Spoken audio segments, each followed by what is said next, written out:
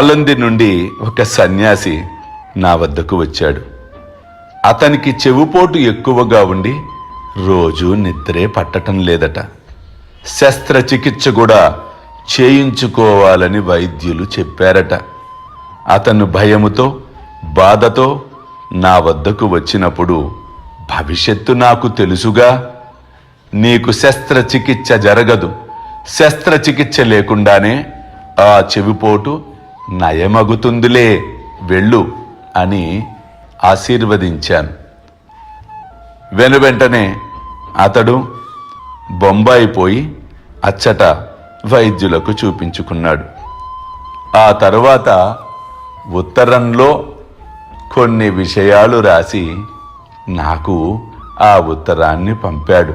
బాబా, తమరు చెప్పినట్లే వైద్యులు శస్త్రచికిత్స లేకుండానే రోగమును నయము చేస్తామని మందులిచ్చారు.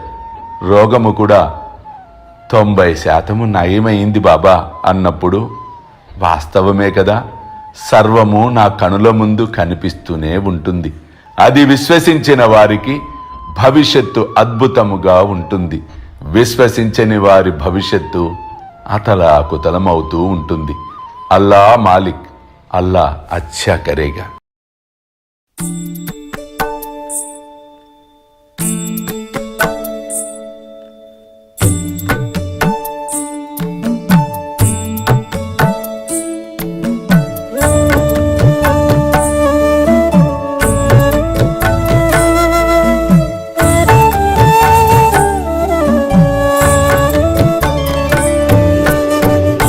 స్వామి సుఖే నిద్ర కరవదూత బాబా కర సాయినాథ చిన్మయ హే సుఖ దామ జావుని పహుడా ఏకాంత అతా స్వామి సుఖే నిద్ర కరవదూత బాబా కర సాయినాథ చిన్మయ హే సుఖ దామ జావుని పహుడా ఏకాంత